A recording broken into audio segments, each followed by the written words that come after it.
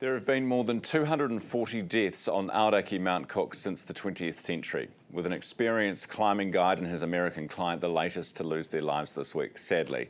A man who knows Mount Cook very well and from a famous Kiwi family the world over is Mountaineer Peter Hillary, son of Sir Edmond, joining us live from Sydney this morning.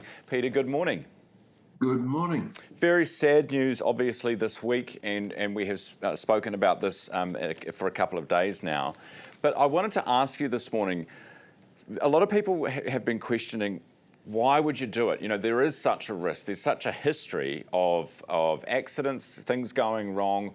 Why would you do it? Can you explain to us from a mountaineer's point of view what motivates you, what drives you up that mountain?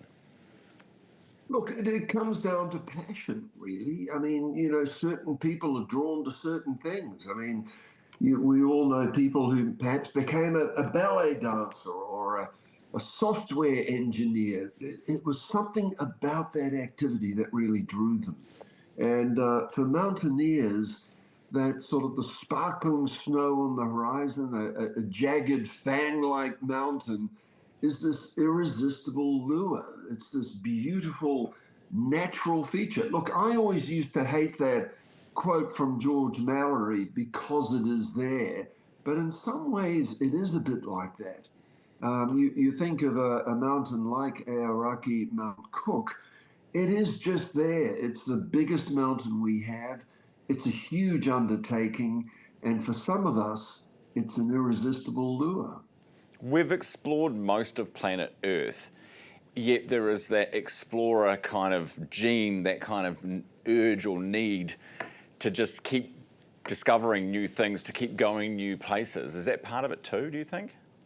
Yeah, look, I think it is, but I think it's also the fact we live in an age where each individual can take on these things. So while really all the great mountains of the world have been climbed by all sorts of different routes, a particular person wants to have that experience for themselves, and it's an incredible experience. You know, to be up on a great mountain like that, looking out at dawn, out over the surrounding terrain, huge drops all around, and thinking you have to be the master of your own destiny. And I think that's actually quite an important part of the mountaineering experience, but also the freedom for each of us to get out there and challenge ourselves in ways that we want to.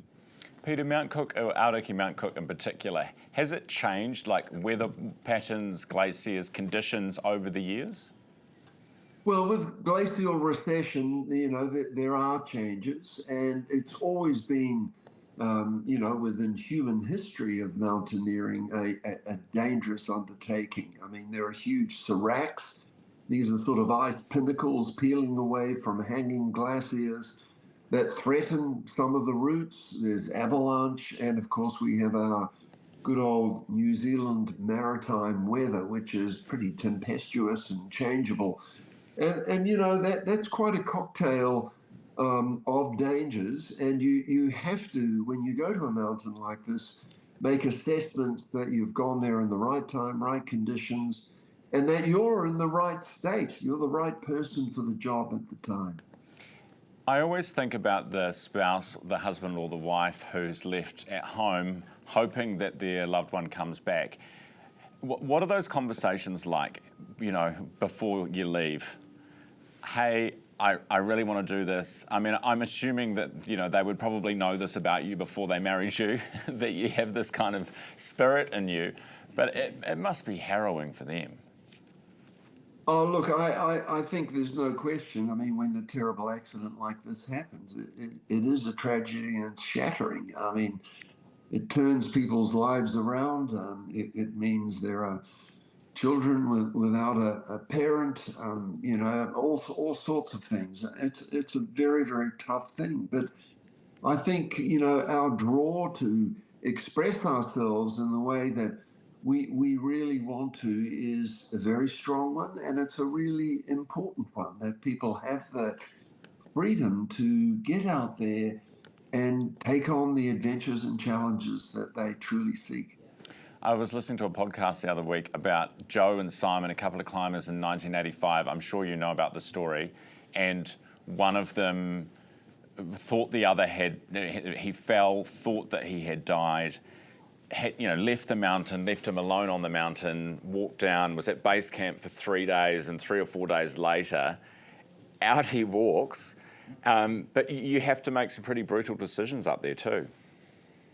Yes, well, Touching the Void is a classic story. I mean, it's a wonderful book, an account of a climb where that actually did happen. They were struggling to get off the mountain, and Simon had to save himself, cut the rope, not expecting that his friend would come back. And look, some of these sorts of situations, very rarely, but they can happen. I mean, it's sort of a part of the vagaries of life. Peter, really appreciate you coming on the show this morning. Thanks so much for being with me. Thank you. Peter Hillary, who we all know.